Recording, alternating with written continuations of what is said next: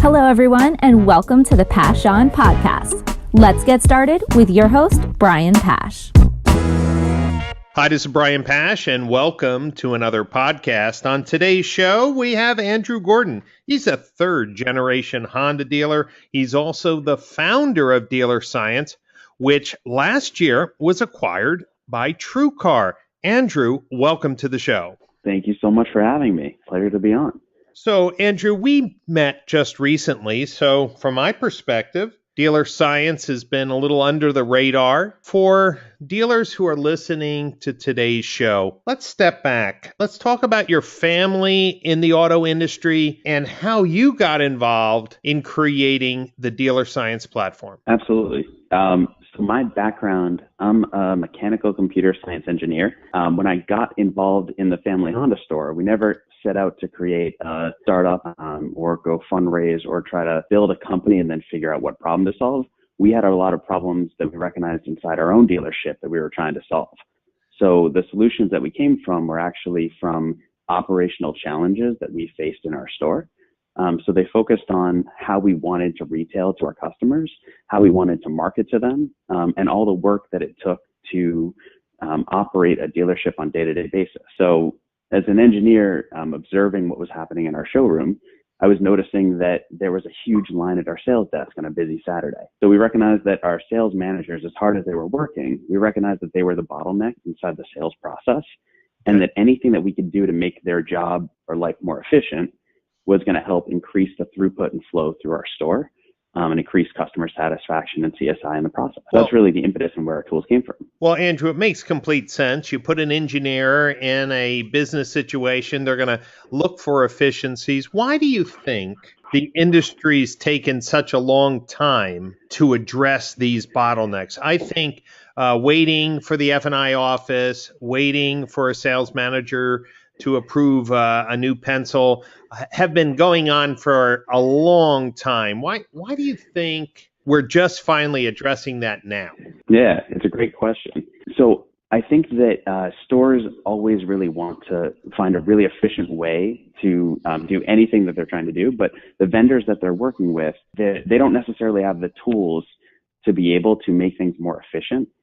They, as hard as they try, as much as they build process after process, they're still working with the same tools that are designed to do the same things. I realize that most of the tools that are built for automotive dealers assume that things get done a specific way, and it's that way because it's how we've always done it. They don't necessarily challenge some of the norms to say, are we doing what we should be? So a good example, you were talking about F&I. If we even actually back it up a step and look at like our websites and how we market to customers, one really simple concept is every single website vendor is talking about VDPs, SRPs, conversion from SRP to VDP and creating leads. There are very few other digital retailing verticals that collect leads. If you think about even selling new cars, like try to think of another new car or another new product that you buy by serial number or by VIN. It doesn't exist. Right. So as we think about some of these things, we recognize that what we've been doing and the way we've always been done it, and the way that the tools allow us to market to consumers and operate in a new car dealership aren't necessarily the ways that the entire other world operates for purchasing new and used items. You know, that's a great point, Andrew. I mean, the tools kind of reinforce a process. The tools will build on a process. So it's kind of a self-fulfilling, prophecy. If everyone's building tools based on a standard process, then the tools are just going to reinforce that and not innovate. So I think also one of the other problems is that we have too many individual tools. So a dealership sales process could have 6, 7, 8 vendors in the way, and one vendor could tie up the data flow for creating a modern retail experience. How did you get around that problem?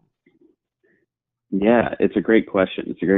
So what we recognized was that all these companies were not necessarily interested in integrating everything together because there's an individual ecosystem that they want to create. So what we recognized was that we actually had to work within the ecosystems that we had existing. So we figured out certain things like how can we get our where are the inefficiencies and things that we're trying to solve. So things like our website and creating funnels that really brought customers to answers, not led them in circles around to different tools. Things like actually building tools that automated things on the website. So like automated website specials that keep things up to date automatically. That didn't require other data integrations in order to actually keep a really high impact portion of our site up to date. And tools in the BDC and the showroom that would provide quotes to customers consistently with what they saw on the website so that BDC people or internet salespeople could provide payments to customers automatically. And it was in a way so that we weren't, they were empowered to do these things, but it didn't require integrations back to every other tool that existed. We were really just focused on the email forward, right? Making sure that each of the customer touch points forward was consistent across each of the touch points. So Andrew, you came from a computer science background. And so seeing all these individual islands of software, seeing incompatibility with data formats, some products back in the day didn't even have an API or a data sharing methodology. Did you decide that you had to build your own software to make this seamless sales process happen? We never actually wanted to create our own software. We looked at everything that is out on the market, and because it'd be so much easier to find an existing product and just morph it or work with it into our existing sales process, we recognized that a lot of the tools would get us 80 to 90% of the way there, but not that last 10%. So it was things like taxes and fees that were estimated instead of perfect. It was things like we could present payments, but not a one pay. And we couldn't present the way to customers that we wanted. So we end up arriving at the fact that we needed to actually create our own software, because without that, we were providing estimates and best guesses at payments, which just meant it put more work on our managers instead of less with having to verify what other people did. We also started sourcing our own data too. So as we look through the ecosystem, we recognized that a penny perfect payment, something that was truly accurate, couldn't be achieved by just integrating in one data source. So we integrate data sources from manufacturers and banks and third parties and dealers all together. For some of our Chrysler stores, we have to do, I think it's 7 different data sources to calculate one car payment. Wow. And you have to do that. Yeah, it's crazy. But if you think about it, the sales managers at those stores are running all 7 of those different data sources themselves in order to calculate that payment. So it just makes it that much more valuable if you can do it that quickly by just pulling up a stock number or a VIN. They're doing all the work in order to get those payments. It's just, if we can make that happen with a click of a button instead of a 10-minute process, it's going to be that much faster. So Andrew, as you were going down this path, there's different players in the market today in what we would call digital retailing platforms. Some started with the showroom and went out. Others started with the web and went in. How would you describe to dealers who are unfamiliar with dealer science your approach? Was it fix the showroom process first, then expose it on the web, or expose shopping tools on the web, and then as they gain traction, build showroom process? That's a great question. What's really interesting about that question is I think we started from the website, but we didn't try to solve the problem of online purchase like so many other vendors out there. In fact, we actually think that the approach that people are taking with just a strict online purchase or putting a buy online button is actually not the answer. You take a look at the numbers that people are seeing in terms of how many people are buying online. I can't remember the latest stat, but it was, I believe it was 80+% were interested in purchasing online, would be more likely to buy from a dealer that offered some of these things online. But the most successful dealers we've seen have only sold about 2% of their cars online. What it likely means is that the buy online button is not the answer to the problem. Very similar to the things you wrote about in your book, just faster, like extremely same concept. What we recognized was we're not actually talking to customers the way that other digital retail vendors do in automotive, and that it's about the entire process. So we need to actually be treating customers differently. We need to be merchandising ourselves, not just the buy online, and recognize that Amazon is not the leader in the space just because they have a buy online button. They're the leader because they pay attention to trust, and they pay attention to process and customer experience and all those things that differentiate a digital retail vendor from some of their competitors. So our approach is very similar. What we're trying to do is make sure that we engage customers on the website and then make sure that that process is consistent through all the touch points that they have into the showroom. So let me stop you there for a second, Andrew, because there was so much really meaty stuff in that statement. One of the biggest problems, and I'm involved in a national OEM rollout of digital retailing, and as I talk to your peers in this space, there seems to be no playbook on how to take a dealer who, say, is using a traditional sales process and a BDC, right? And then pivots to a more customer-centric, trust-building, and faster retail experience. When you contract with a dealer to install your tools, do you have a playbook of sorts that says, hey, if you're a BDC, you need to pull a few people aside and have them work one-on-one? If you're a round robin, maybe initially work with one or two salespeople to perfect the process before you expand it. Everyone's asking me, hey, Brian, we're having problems with digital retailing because the leads are coming into our CRM. They're hitting the BDC. The BDC is treating everyone the same. And, good people are just raising their hands and saying, I give up. I'm not really sure what to do. Yeah. So that was a multi-part response to my multi-part question. Yes. I'm going to start by picking one of them off, and then we'll go to a few of them. What we notice is that dealerships know how to sell cars.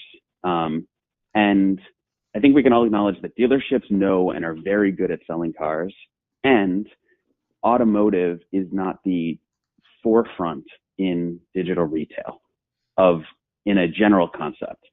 So I always think that the answers to our questions have either already been answered by dealerships with how they currently sell cars, or by other vendors in digital retail that aren't automotive. So the answers to a few of your questions, like, do we come in and say, here's our playbook for processes? No, we actually come in and listen to how a dealership sells, where some of their pain points are, and try to put our tools in to help them solve some of those pain points. And the unique part about that is that sales managers who know how to sell and start feeling uncomfortable with different parts of the process feel more comfortable in this case because they maintain control. They maintain their brand. They maintain their way of selling and their method of selling. And this just removes the friction and the pain points around it. We don't try to upend their process. We try to make sure that it's just faster and more efficient. Well, that's fair. With that, we often recommend that with salespeople, if they're rolling it out, don't roll it out to, just like you suggested, don't roll it out to everyone at once. Start with your most trusted people. Treat digital retail and these tools as a privilege so that people respect them as such. Because at the end of the day, there's a lot of ways to abuse these things if you weren't careful. But there's a process that people have to follow. Their sales managers know how to follow those. And if you look at where things are going, people are going to become more and more efficient with some of the things that take really expensive sales managers and put them in front of a computer just typing in to do payments. We're going to have sales managers focus on the things that they're paid to do, which is train people and TO customers and merchandise inventory and use their judgment, make good decisions. Those are the things that are the real value that they add to their job. And we're trying to make the other things more efficient that are just getting in the way of them doing their job. Yeah, I mean, one of the things that I've heard as I've interviewed dealers who embrace digital retailing is that their managers have more time to manage instead of, dealing with sales associates running back and forth to the desk. Let me ask you a question. This is kind of a new line of understanding. As I started to talk to credit unions, and one of the concerns that are out there is that the digital retailing platforms uh, go out and they make sure they integrate with certain banks and financial pipe, companies. And oftentimes, a local credit union may be the person who's calling on the dealer and saying, "Hey, you really should be pushing some of your loans through the credit union." Is there a real fear, or is it just not understanding the system that the credit unions are wondering where they fit in the digital retailing ecosystem? I think it's a real fear, but I think it's because it goes back to those two concepts of, other digital retail vendors, or do dealerships know how to do it automatically already? As we're starting to automate some of their processes, if we don't do it the same way that dealerships operate, so that is, if we don't integrate their credit unions and we don't run payments, not just through the captive, but also through the other providers they have, we're creating efficiency, but we're doing it in a worse way than the store could do it themselves. That's why I like that. Efficient, but in a worse way. Yes. So what it does is it's one of the reasons why these products fail in so many stores, because a sales manager realizes that, great, I got that payment in a couple of seconds, but it wasn't accurate, and it was $40 a month higher than I could have quoted had I compared multiple sources. Great. So let's stop there 1 second. So Andrew, this is fascinating. It's fascinating, and I like your comment that it was efficient, but a worse outcome, because it really didn't include all of the current lenders that a dealer uses. So let me just ask you a technical question. I'm not an expert at the back-end piping technology.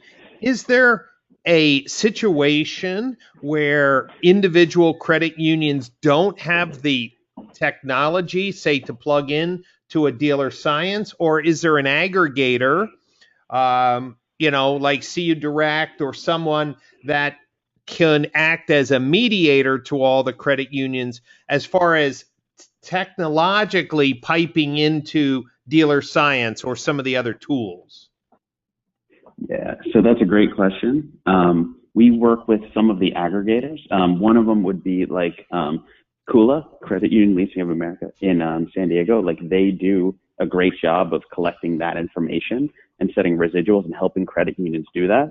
When it comes to aggregating, we recognize that there was a hole there, and we aggregate and process that data ourselves, because it's so important for it to actually be a part of the payment calculations.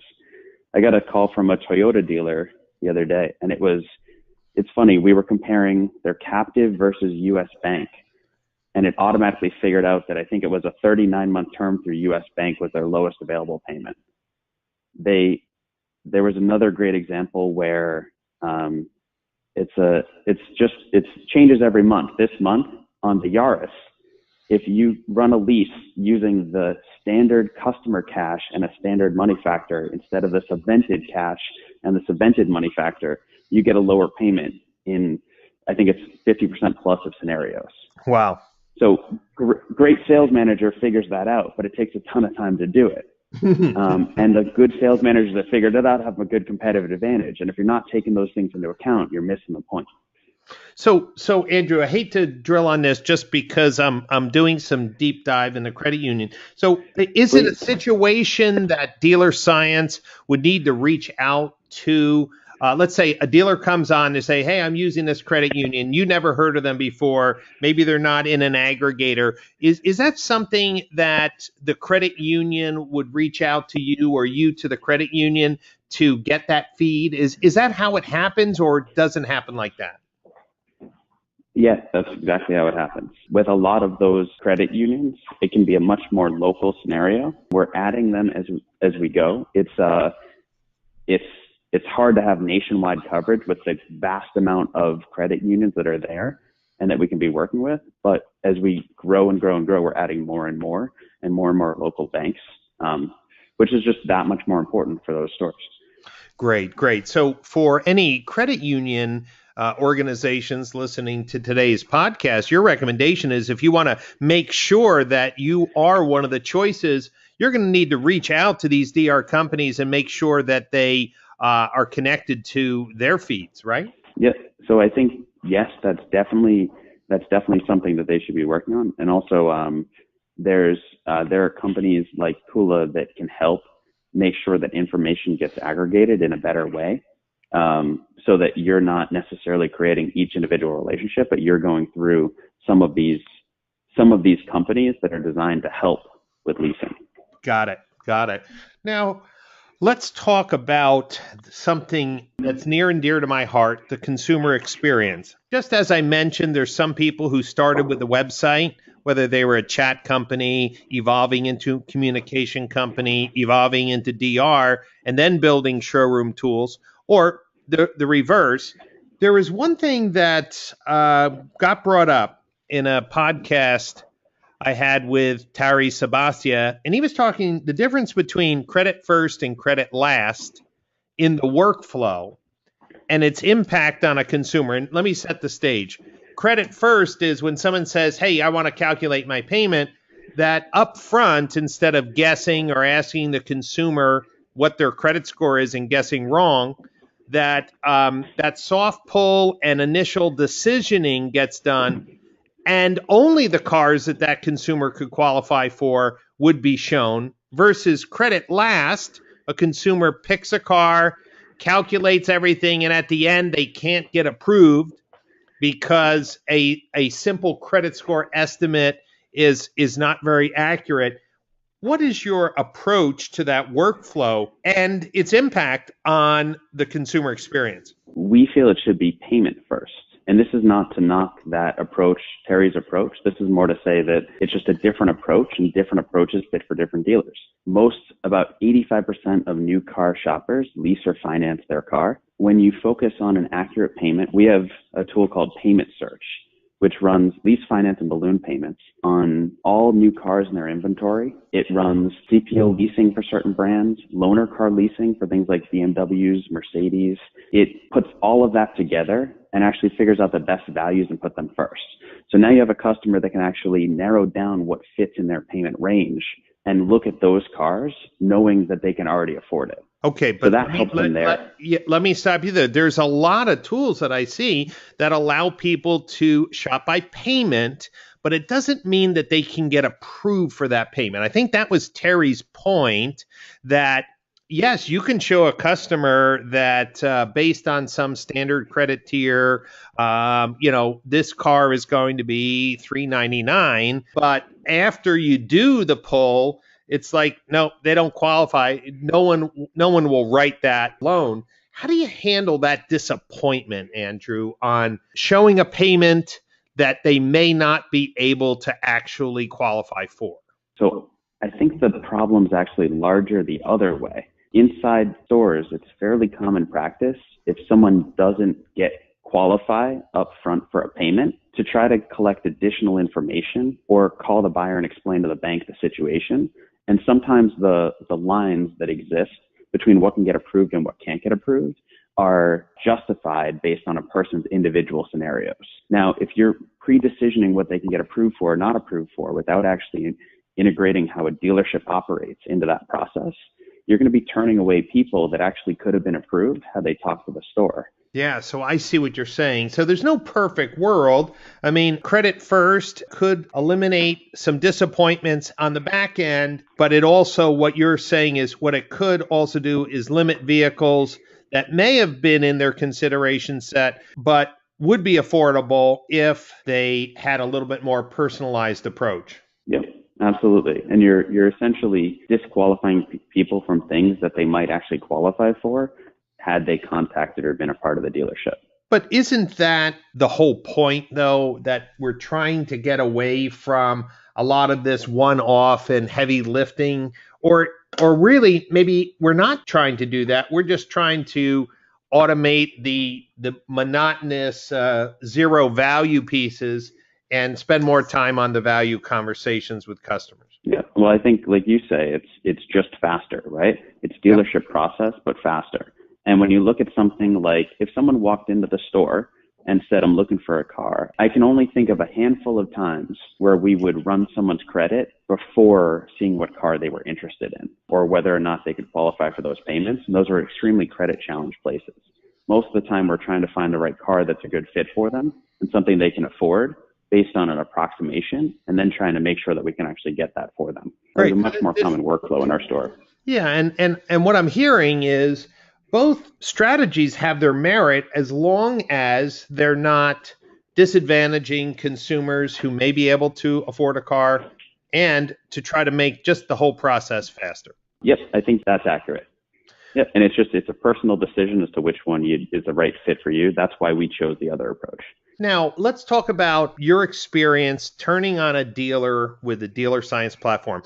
Some dealers look at digital retailing as I'll get more leads. I don't really know if consumers know how to pencil deals or how much they really care. But I heard from my 20 group, you put in digital retailing tools, you get more leads, kind of like Field of Dreams, build it and they will come. So it's a two-part question. What do you see as far as actual leads? And how do you measure, if leads stay the same, how do you measure that this effort, this cost structure, was really making a difference to the bottom line?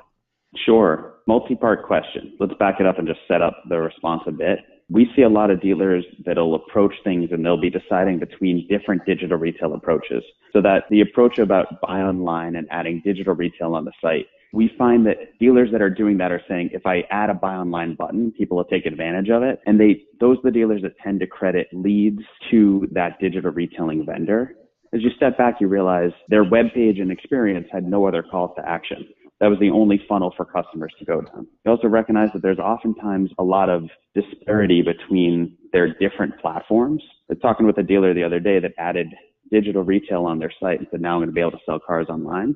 What they didn't realize was that their website payments didn't match their digital retail vendor. Both of those sets of payments were $200 a month higher than their website specials and their email marketing. And then they were surprised that digital retail wasn't taken off and people weren't buying cars online when they were sending transparent messages that didn't line up and weren't seamless across their different channels. They end up creating more confusion than they do solving problems. And that's where you see that customers find it easier to actually just contact the dealer than to actually be using some of those transparent methods. So that's a great word of advice to those who are listening today, that digital retailing has to be something that's homogeneously thought of throughout the organization. Marketing has to be part of it. Merchandising has to be part of it. All of your marketing partners or technologies that are reaching out to consumers, they all have to be representing the same data. But Andrew, for dealers listening today, I bet they're scratching their head. I mean,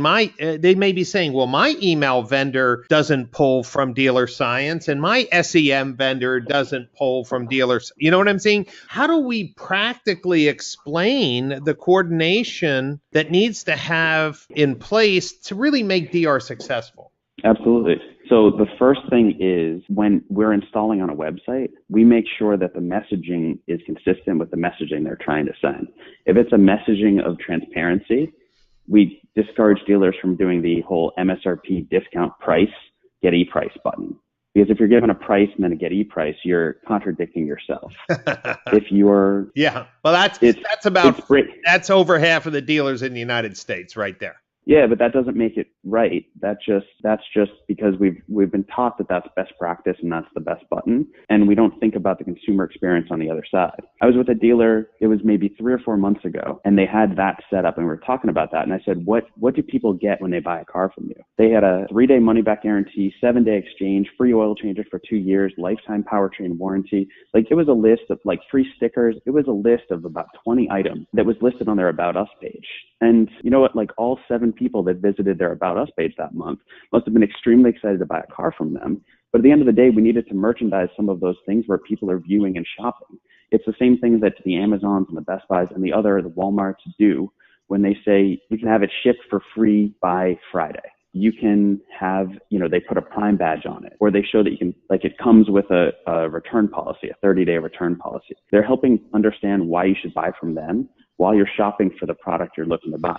Right. It's not just about because everyone does it. It's really paying attention to why are we doing what we're doing? How are we bringing our brand online? And then you were asking about consistency and how they can integrate their different sources. Well, the reason why we've chosen our specific tools, we recognize that customers are starting their journey online. And maybe they're online, maybe in the store, maybe through the BDC. All these touch points need to be capable of generating a quote that can consistently and seamlessly transition between each other. So if you go on the website and you reserve a deal, the BDC should be sending you that same messaging. The specials page should share that. The desk shouldn't be confused about how you calculated that payment. And the desk shouldn't be able to use a credit union, like you said, and come up with a better payment that a customer couldn't find on the website. So when we call our tool seamless retail, it's because we're specifically targeting those touch points that we know they're going to touch. We're trying to create efficient, easy to use tools that optimize using best practices of sales managers and make it so that it's consistent so that a customer is not confused with why something on one page is different than what they heard when they were in the store or talking with someone at the BDC. So my brain's spinning just because I'm a hack software developer, old school back in the day. I'm thinking that there's some tech people, some email marketing, digital marketing folks listening, and they're saying, listen, I really like what Andrew's saying. I like his philosophy that there has to be a consistent messaging on price and payments that everyone believes in and everyone can validate. For marketing folks like email marketing companies or paid search companies, do you have some type of an API where if a dealer's using Dealer Science, they could create very consistent marketing messages? Or is that a service that you offer dealers yourself? So we don't offer that to dealers ourselves. That was a conscious choice because there's a lot of people that do a really good job in those spaces. And I always thought that the most important thing for a startup to do is figure out what to focus on and what to say no to. We offer our information to make it available for anyone who wants it so that they can run with it and be experts at what they do and have consistent messages from those things. So we integrate with multiple inventory providers to be able to push out things like lease and finance payments and specials. We have an API where people can pull some of this information from our system and integrate it in. And we work with multiple larger groups to be able to do this at scale so that they aren't slowing down their sales managers to collect all this information and worried so much about some of the compliance aspects that become so challenging with keeping each source and each disclaimer up to date as they update specials and payments. Yeah, boy, we could have another whole podcast on that. I mean, one of the biggest problems is the lack of really good merchandising and relevant specials pages. The only company that's done a super job of kind of rising that conversation has been Dealer Teamwork and their, integration. But it's amazing that we spend so much money on paid search and marketing. We have very few competent landing pages that we could take an in-market shopper that would actually provide value. Yeah, I totally agree. That's exactly it. It's a problem that every dealership faces. There's lots of different solutions to the problem. We chose this one because it's the same way that dealerships create those offers. It just reduces the amount of work they need to do because we're optimizing deals the same way a sales manager would, picking out the best inventory and keeping them up to date as incentives, pricing, and your inventory changes. So if you sell cars. Oh, I was just going to say there's a really interesting problem there, which was, I remember one of our local competitors was advertising a car in the paper and they chose a 27-month term for their lease. And I recognized as we checked it, we realized that their payment was $20 a month lower than ours. And we were just a little bit lazy and didn't check every available term. So we even built things like that into the tool so it'll optimize to the best available terms and the best available lending rules for all your specials. Well, that sounds like, honey to the bee. That is just exactly amazing to hear the level that you've thought out. But, being a dealer and coming from that test bed where you can pretty much test everything gives you tremendous insights that maybe just a fintech company would not have. Andrew, we're going to have to close today's session, and there's so much more to talk about. I'm sure we will schedule a follow-up podcast. But for people who want more information on your platform and want a competent coach to bring them towards a modern retail experience or a seamless retail experience, where would they go to get more information? Sure. Dealerscience.com is the best place to go to research. You can sign up for a demo, and any one of our teammates they're skilled in giving you a consultation on your own website and learning about your process and being able to find good ways for our tools to fit in. It helps optimize how you're marketing to customers as well as your sales process, how our tools might fit in to help optimize them. Great. Well, Andrew, thank you for your time today. For everyone listening to today's podcast, I'm going to be interviewing the top DR thought leaders and posting them over the next few weeks leading up to the 10th annual Digital Marketing Strategies Conference in the Napa Valley, May 19th, 20th, and 21st. We're going to be having some of the most robust discussions on digital retailing. We're going to be testing the latest platforms with consumers. And of course, we're going to get the latest updates on where digital retailing is hitting some roadblocks and to talk about some of those success stories. So if you're in the market for digital retailing tools, definitely go visit dealerscience.com and then send someone out to DMSC. The website is digitalmarketingstrategies.org. And I look forward to hosting you in the beautiful Napa Valley. Every Monday, we release a new podcast. So come back and listen to another interview in the coming weeks. Thank you so much for your time, and I'll see you again on a future podcast.